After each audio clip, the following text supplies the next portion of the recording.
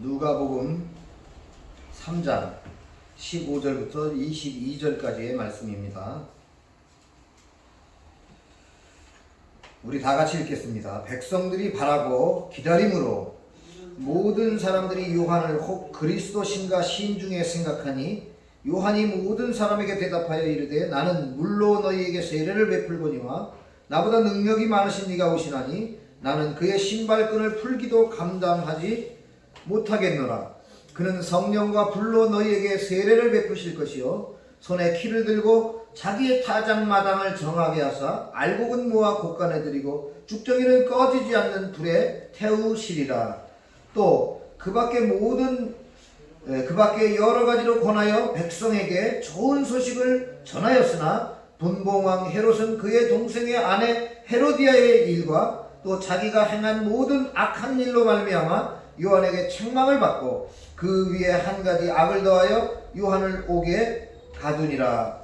백성이 다 세례를 받을세 예수도 세례를 받으시고 기도하실 때에 하늘이 열리며 성령이 비둘기 같은 형체로 그의 위에 강림하시더니 하늘로부터 소리가 나기를 너는 내 사랑하는 아들이라 내가 너를 기뻐하노라 하시니라. 아멘.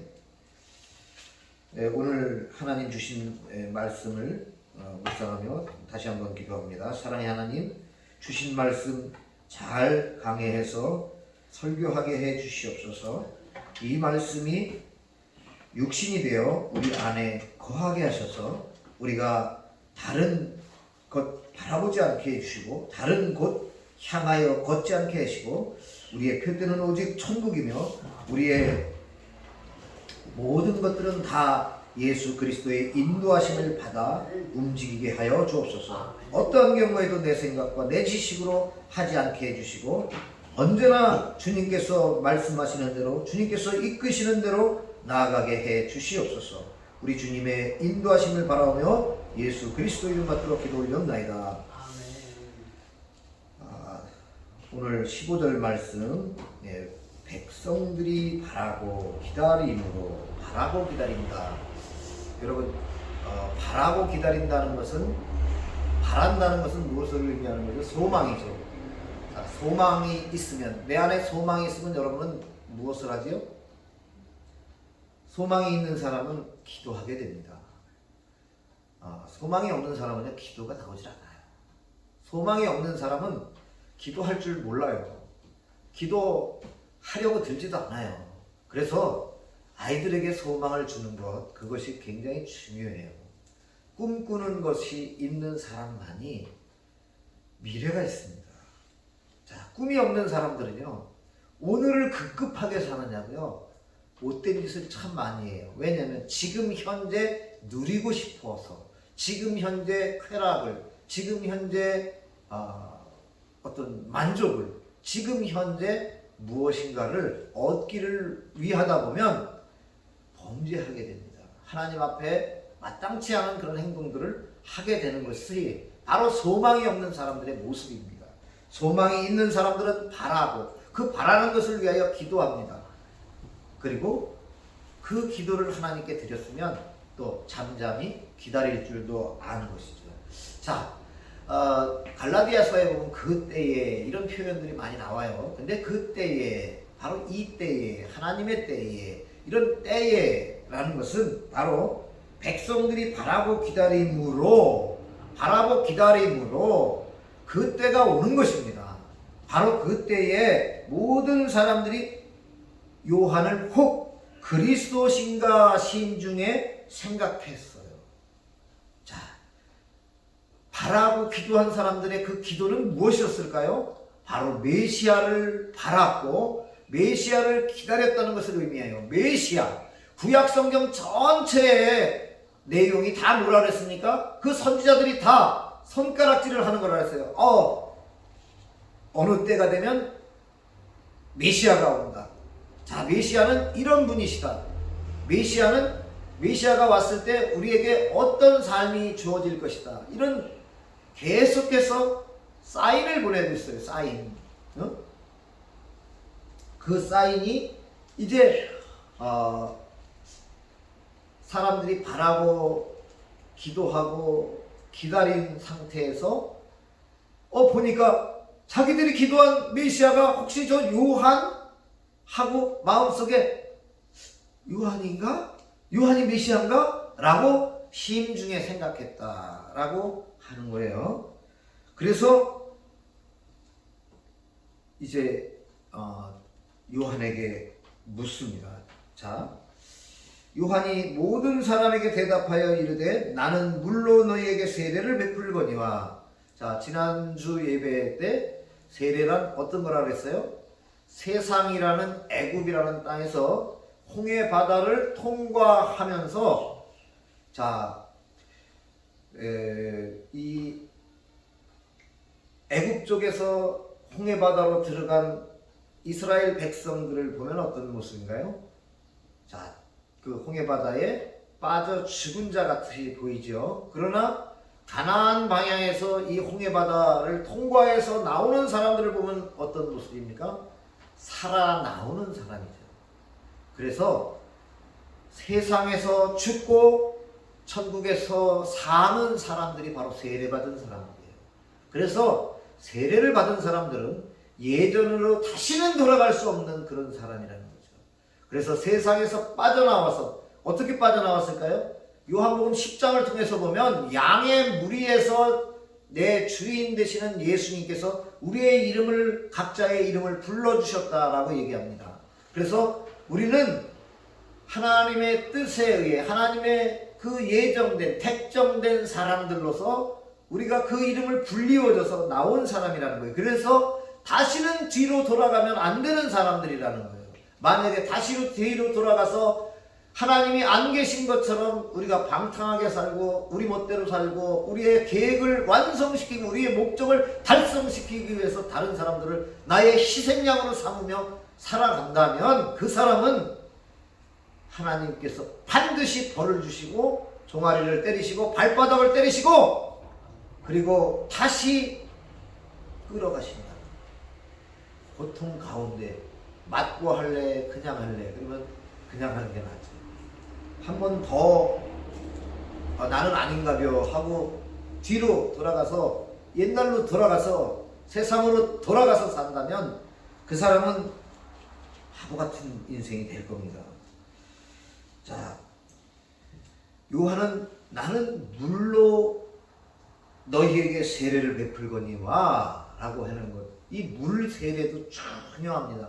이제 침례교에서는 침례라고 해야 돼. 그리고 원칙적으로는 그 요단강에 들어가서 침례를 이 세례 요한이 사실 그렇게 물속에 쏙 집어넣었다 뺐어요. 그래서 지금도 그 형식을 갖추고자 하는 저 침례교 분들은 그렇게 하죠.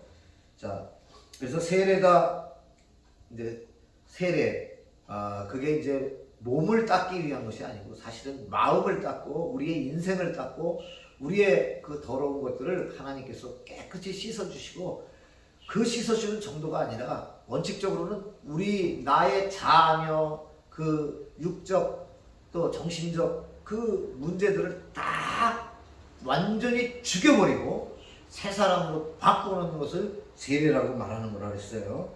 그래서 그는 세례를 베풀거냐 나보다 능력이 많으십니까 오시나니 나는 그의 신발끈을 풀기도 감당하지 못하겠노라. 여기서 원어를 살펴보니까요, 이 신발끈이 신은 샌달이라는 뜻이고 그 발끈 그 끈은 가죽끈이라고 해서 샌달의 가죽끈을 꼭 꽉 쪼매야만 그 샌달의 역할을, 신발의 역할을 잘 할 수가 있겠죠. 그래서 그 가죽끈을 풀기 위해서는 조금 애를 써야 돼요. 근데 그 가죽끈을 풀 존재도 못 된다.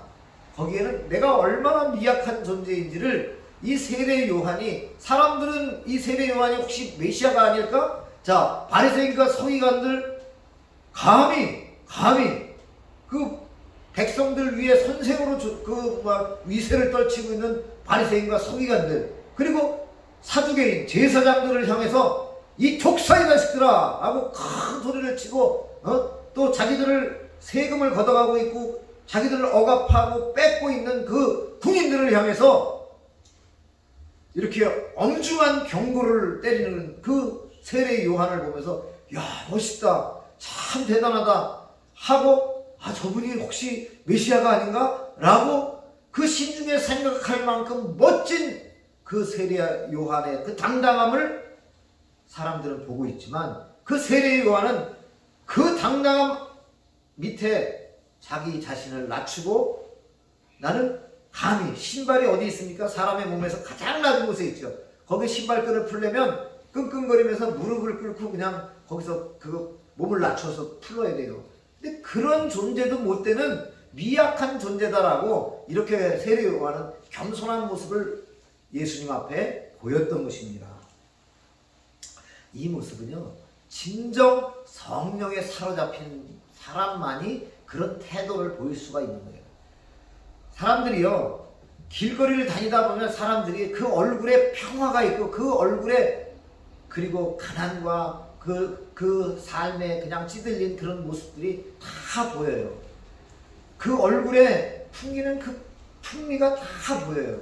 물론 100% 그걸 볼 수는 없겠지만 일반적으로 성령 받은 그리스도인들은요, 그냥 봐도 참 평화롭고 그냥 봐도 그냥 겸손하고 그냥 봐도 누가 봐도 이 사람은 하나님을 믿는 사람이구나, 하나님의 성령이 거하는 사람이구나, 하나님의 성령이 거하는 교회로구나, 에클레시아로구나 딱 보여요.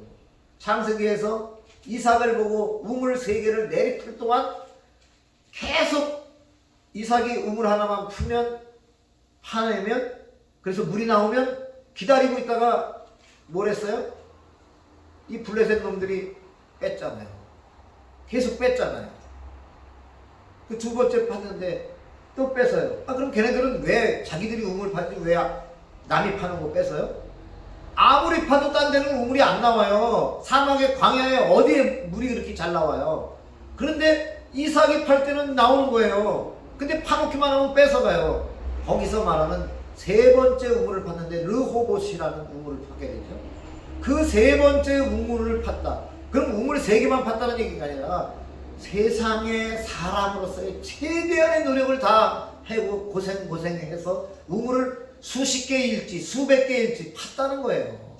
그런데 그 세상의 그 숫자는 3이거든요. 그래서 그 3을 3번을 그 우물을 팠다는 큰 노력을 해서 팔 때마다 이 블레셋 놈들이 불안당들이 와서 뺏어갔다고. 땀 안 흘리고 자기의 이익을 취하려는 그 불한 당들이 다 뺏어갔어요. 그런데도 묵묵히 우물을 팠던 거예요. 그 이삭은. 근데 그걸 보고 있던 그 블레셋의 그 군대 장관과 아비멜렉이라는 왕은 뭐라 그랬습니까? 당신은 하나님이 함께하는 사람이다. 우리 협정을 맺자. 불같이 협정을 맺자 하고 그 블레셋 왕이 오히려 감동을 받아서 야, 저 사람은 진짜 다른 사람이다. 괜히 저 사람한테 우리 백성들이 계속 못된 짓 하다가는 이 나라 망할지도 모르겠다 하고 왕이 와서 협정을 맺자, 불가침 협정을 맺자라고 계약을 하러 왔어요. 이 모습은 바로 성령이 함께하는 사람의 모습이고 세례를 받은 사람의 모습인 거예요. 이 모습이 승리자의 모습인 거예요. 이렇게 겸손한 듯 약한 듯 하나님의 살아계심을 믿고 그분께서 불꽃 같은 눈으로 나를 지켜보고 있는 이 현실을 깨닫고 있는 사람들은 복을 받을 겁니다. 자, 그는 성령과 불로 너희에게 세례를 베푸실 것이요. 자, 여기서 성령, 성은 홀리, 그리고 령은 스피릿. 그래서 푸뉴마라고 해서 바로 영적인 세계의 문이 열릴 것을 말하는 것이고요. 우리의 눈이 영적으로 열리게 되는 것을 의미하는 거예요. 영적으로 눈이 열린 사람들은요, 예수님을 보면 또 이 성경책을 보면 세상 사람들의 지혜로 받아들여지지 않아요. 그래서 성령과 불로 너희에게 세례를 베푸실 것이요. 자, 세례 요한은 물로 세례를 베풀어서 우리의 생명을 세상에서 죽고 천국에서 사는 존재로 바꾸어주는 그 중간 역할자의 역할을 했다면, 자신의 뒤에 오는 그 능력 크신 분은 성령과 불로서 세례를 베푸신다. 그러면 불을 우리한테 퍼붓는다는 건 뜨거워 정도가 아니라 타 죽는 것을 의미해요. 완전히 소멸되는 것을 의미해요. 내 몸은 없고 타서 재만 남고 아무것도 남지 않는 거예요. 내가 사라지는 거예요. 그러면 이건 뭘 의미하는 겁니까? 형식적으로 물로 하는 이 세례는 우리가 의미상으로 형식적으로 한 것처럼 다시 사람이 옛날을 돌아다 보기도 하고 조금 움직여서 옛날로 가는 듯한 모습까지 보일 수 있는, 어쩌면 세례는 받았는데 아직도 육이 멀쩡히 살아서 춤을 추고 있는 모습일 수도 있거든요. 그런데 예수님의 그 성령 세례, 불 세례는 내가 완전히 타 죽고 나는 없고 오직 예수님만 있는, 성령만이 있는 나를 말하고 있는 거예요. 어떤 사람들은요, 여기 성령과 불로 세례를 준다니까 성령불이야 성령불이야 이렇게 얘기해요. 성령불은요, 그 성령불은요 내가 뜨거워서 춤추는 게 아니에요. 나는 없어지는 거예요. 나는 타버리는 거예요. 나는 이 세상에 존재하지 않는 존재가 되는 거예요. 오직 세상에서 나는 완전히 소멸되는 것을 의미해요.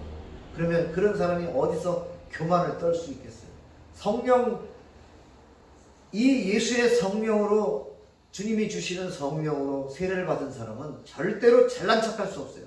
절대로 자기 자신을 드러낼 수 없어요.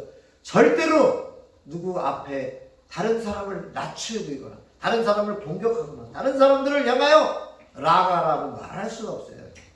이 바보 같은 놈아, 이 멍청한 놈아, 미련한 놈아, 이렇게 말할 수 없어요. 다른 사람을 낮출 수 없어요. 그 성령은요, 정말 모든 것을, 그 성령을 받은 사람은 절대로 나를 드러낼 수 없고, 또 상대방을 보면 바로 예수님의 거처 되신 그 상대방을 보면 그를 향해서, 그 안에 계신 예수님을 향해서 경배할 수 있는 그 레벨이 되는 거예요. 17절을 보세요. 손에 키를 들고 자기의 타작마당을 정하게 하사. 자, 손에 키를, 여기 열쇠, 키, 이, Y가 아니에요.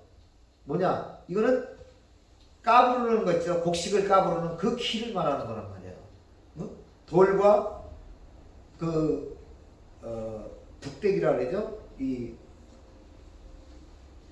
바람에 날아가는 거, 그 다음에 이렇게 키면 나중에 돌이 뒤로 이렇게 모이잖아요. 그렇게 해서 그걸 분리해낼 수 있는, 알곡과 쭉정이를 분리해낼 수 있는 바로 그 키란 말이에요. 그 예수님께서, 구세주께서 손에 키를 들고 자기의 타작마당, 여러분 타작마당은요,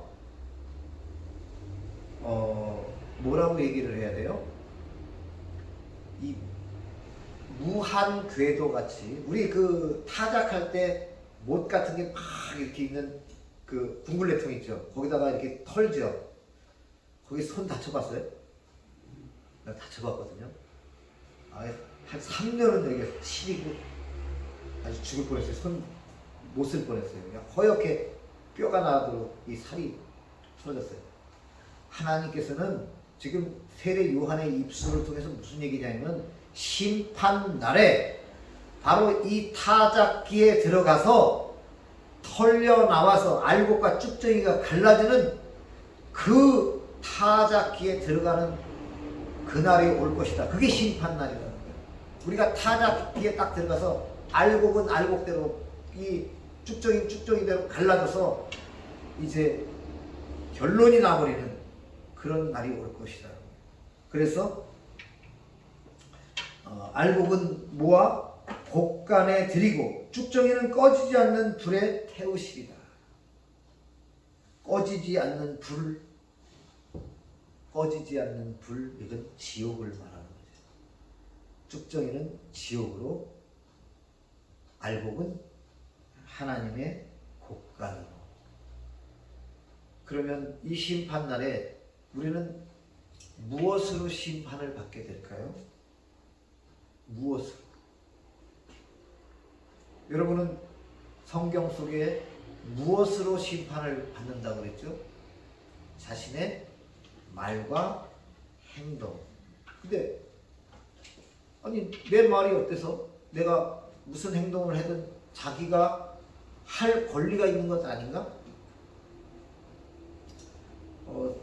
집회와 시위에 관한 헌법에 보니까 헌법 제21조에 이렇게 돼 있어요. 1, 2, 3 이렇게 규정이 있는데 집회와 시위, 언론 출판의 자유 이런 것들은 국가도 허가할 수 없다 이렇게 돼 있어요. 허가할 수 없다.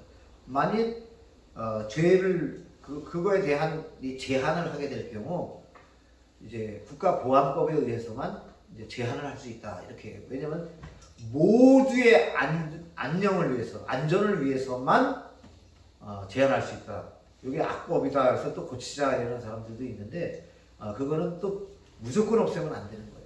제한 규정은 약간씩 있어야 되는데, 자, 허가할 수 없다는, 국가도 제한할 수 없다는 것은 사실 내 마음대로 살아도 된다는 이야기처럼 들려요. 그러나 하나님께서는 우리들을 향해서 하나님의 통치를 받는 그것을 천국의 영적인 삶이다 라고 말씀하고 계시다는 것을 알아야 돼요. 그래서 다시 돌아와서 내 마음대로 산 사람은 반드시 하나님의 심판을 받는다. 내가 말한 말과 행동. 근데 어떤 기준이냐? 하나님이 좋아하지 않는, 하나님이 기뻐하지 않는, 하나님께서 이 뒤에도 나오죠. 이제 좋은 소식을 전한다. 이 좋은 소식이라는 것이, 그리고 22절 뒤편에 내가 너를 기뻐하노라 하시니라. 내가 너를 기뻐하노라 하시니라. 이 기뻐한다는 것이 하나님이 기뻐하지 않는 말과 행동을 하는 사람은 반드시 하나님이 심판을 하시는 거예요. 그게 그 하나님이 기뻐하지 않는 말과 행동이라는 것을 바로 죄라 그래요. 그래서 죄의 삭스는 사망이다라고 얘기를 합니다. 우리는 하나님이 기뻐하는 일만 하면 영원히 영적인 삶을 살 수 있다는 거예요. 우리는 천국 간다는 얘기예요. 하나님이 기뻐하시는 삶, 하나님이 기뻐하시는 말과 행동을 하게 됩니다. 그래서 마태복음 12장 36절을 보세요. 우리가 잠깐 마태복음 12장 1, 2, 3, 4 해가지고 거기서부터 여러분들 같이 보겠습니다. 1, 2, 3, 4 마태복음 12장 34절 독사의 자식들아 너희는 악하니 어떻게 선한 말을 할 수 있느냐? 이는 마음에 가득한 것을 입으로 말합니다. 마음에 가득한 것을 입으로 표현한다는 거죠. 입으로 나가는 것은 다 내 마음속에 있는 것이라는 거예요. 그러면 내 마음속에 선한 사람은 35절 그 쌓은 선에서 선한 것을 내고 악한 사람은 그 쌓은 악에서 악한 것을 내느니라. 아우 왜 이렇게 단순하고 쉬워요. 그죠? 예수님의 말씀은 아주 너무너무 쉬워. 그죠? 내가 너희에게 이르노니 사람이 무슨 무익한 말을 하든지 무슨 얘기를 하든지 아무리 복잡한 얘기를 하든 아무리 쉬운 말을 하든 아무리 어떤 저기를 철학적인 이야기를 하든 뭐 돌려 말하든 직설적으로 말하든 무슨 말을 하든 간에 심판날에 이에 대하여 신문을 받으리니 너 뭐하다 왔어? 하고 물었을 때 내 말로 의롭다함을 받고 내 말로 정죄함을 받으리. 내가 세상을 살면서 네가 한 말, 네가 한 행동, 이 모든 것이 네 말로 의롭다함을 받고 네 말로 정죄함을 받으리라. 내가 한 그동안의 말과 행동이 다 하나님의 그 녹음기 안에 다 기록되어 있다는 거죠. 그래서 생명책에서 너를 제하여 버리리라. 이런 어마어마한 저주의 심판의 이런 말씀도 있는 거예요. 자, 우리는 하나님이 기뻐하지 않는 말과 행동을 정말 무릎 꿇고 하나님 앞에 기도하며 부디 불식간에도 하나님 기뻐하지 않는 행동과 말을 하지 않을 수 있도록 주님 성령님 나를 지켜주시옵소서. 오늘도 주님의 지켜주심을 믿고 또 바라고 주님께 부탁하며 기도드립니다. 우리가 기도하고 진짜 문을 열고 세상으로 나가서 직장 생활을 하고 또 거리에 나가서 사람들과 어깨를 부딪힐 수 있는, 경쟁할 수 있는 그런 크리스찬들 다 될 수 있기를 바랍니다. 우리의 말과 행동, 이것이 바로 정죄 심판의 대상이 됨을 우리가 깊이 생각하면서 주님께서 키를 들고 나를 까불러서 흔들 때 내가 쭉정이가 되어 지옥에 떨어질 것인가, 영원히 타는 불 속에 떨어질 것인가, 주님의 창고 거기에 알곡으로 쌓일 것인가는 각 사람의 기도와 각 사람의 삶 속에서 드러나게 될 것입니다. 18절에 또 그 밖에 여러 가지로 권하여 백성에게 좋은 소식을 전하였으나 자, 그 역접이죠. 거꾸로 된 접속사를 왜 사용했냐면 요 뒤에 나오는 분봉왕 헤롯은 그의 동생의 아내 헤로디아의 일과 또 자기와 행한 모든 악한 일로 말미암아 요한에게 책망을 받고 그 위에 한 가지 악을 더하여 요한을 옥에 가두니라. 이 헤로디아가 누굽니까? 분봉왕 헤롯의 동생의 부인이에요. 근데 그 동생의 부인을 취하기 위해 동생을 계략을 부려서 죽여버려요. 옛날이나 지금이나 이런 자기의 이익을 취하기 위해 다른 사람을 발뒤꿈치를 잡아서 엎어뜨리는 이런 행위는 하나님께서 가장 싫어하는 일이에요.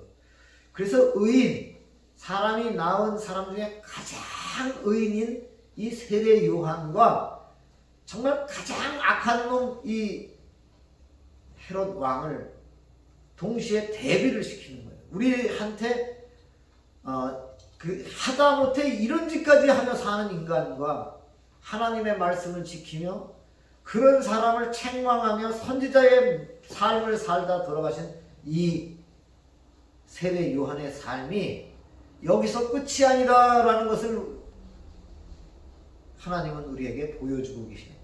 그러면 하나님은 이 사람 세례 요한의 삶과 이 사람 헤롯 왕의 삶이 어떻게 될 것이라는 거예요?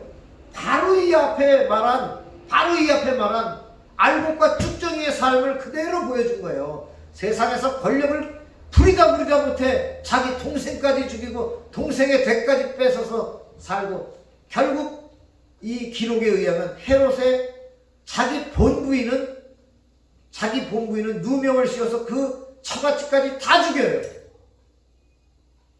그러니까 쭉정이의 삶은 세상에서 권력을 부리고 세상에서 쾌락을 누리고 제멋대로 살다가 어디로 간다? 지옥으로 영원히 타는 불 속으로 떨어지게 되는 이 단순한 논리를 지금 하나님은 우리들에게 보여주고 계십니다. 백성이 다 세례를 받을세. 이 받을세에서 세라고 쓴 이 단어가요. 어찌보면 그 진행되고 있는 것을 표현합니다. 모든 백성들이요 세례 요한에게 나와 세례를 받고 있는 모습을 현재 진행형으로 보여주고 있는 거예요. 이 앞에서는 18절부터 20절의 말씀은 결론적으로 그렇게 되고 라는 뜻이고요. 그래서 이 앞에 손에 키를 들고 타작마당에서 결국 심판을 행하시는 하나님의 모습을 보여주면서 이런 그림을 우리들에게 이제 보여준 것이고요. 지금 백성 21절에서부터는 백성이 다 세례를 받았을 때 예수도 세례를 와서 머리를 숙이고 세례를 받는 거예요. 받으시고 기도하실 때에, 여기 기도하실 때라는 표현이 무릎을 꿇을 때에, 몸을 낮출 때에, 그리고 자기의 육체를 이제 바닥에 엎드릴 때, 섬길 때에, 이런 표현인 거예요. 그래서 예수님이 세례를 받으시고 예수님 본인도 보통 다른 사람들처럼 똑같이 바로 그 세례를 주는 그 세례 요한에게 무릎을 꿇고 낮추고 그리고 엎드렸다는 표현을 하시는 겁니다. 그럴 때에, 바로 그 때에 하늘이 열렸어요. 하늘이 열렸어요. 자, 예수님의 모습을 보았을 때 우리가 세상으로부터 나와서 세상으로 다시는 돌아가지 않겠다. 또 하나님께서 이렇게 세례를 허락하셔서 세상으로부터 나와서 이 영적인 삶을 갈구하면서 기도하면서 그렇게 살 때에 이 예수님의 모습으로 엎드리고 그리고 낮추고 섬기고 그런 모습으로 살아가다 보면 어느 순간 하늘이 열리며 이제 성령이 비둘기 같은 형체로, 자 여기 지금 정확히 써놨죠. 성령이 홀리 스피리트가 비둘기 같은 형체로 그의 위에 강림하시더니, 자 비둘기 같은 모습, 비둘기 같은 형체로 여기서 형과 체가 그 형은 모습이잖아요. 체는 그 눈에 보이는, 만져지는, 느껴지는 그런 그 이제 고정된 3차원의 세계에 만들어진 그것을 의미해요. 그러니까 이게 그냥 이렇게 의미상의 그런 모습이 아니라 주의 성령의 그 영적 눈으로 보고 있을 때는 예수님 위에 비둘기처럼 생긴 그런 모습이, 비둘기 같은 형체가 예수님 위에 앉는 모습, 이게 그냥 이렇게 영적으로 그냥 이렇게 모양이 아니라 실체로 와서 예수님 위에 성령이 내려앉더라. 이거를 요한복음의 형태로 표현한다면 말씀이 육신이 되었다라고 말을 하잖아요. 성령이 그 눈에 보이는, 손에 만져지는, 차갑다, 뜨겁다 이렇게 느껴지는 바로 그 모양으로, 그 본체로 그 보이더라. 그러니까 영적으로 위에 하늘에 열리고 성령이 내려와서 예수님의 모습으로 바뀌더라, 이런 표현을 하는 거예요. 눈에 보이는 형체로, 손에 만져지는 형체로, 느껴지는 그 형체로 바뀌었다라고, 그렇게 내려왔다라고 말하는 거예요. 강림하시더니, 그의 위에 강림하시더니 하늘로부터 소리가 나기를 너는 내 사랑하는 아들이다. 너는 내 사랑하는 아들이라. 내가 너를 기뻐하노라 하시니라. 내가 너를 기뻐하노라. 아까 얘기했죠? 하나님은 어떤 사람을 알곡으로 여겨요? 심판 때에 무엇을 묻는다고요? 심판 때에 네가 한 말, 네가 한 행동, 이것이 하나님께서 기뻐하지 않는 것을 했느냐? 기뻐하지 않는 말을 했느냐? 아니면 하나님께서 기뻐하는 말과 행동을 하느냐에 따라서 그 심판이 결정된다고 그랬어요.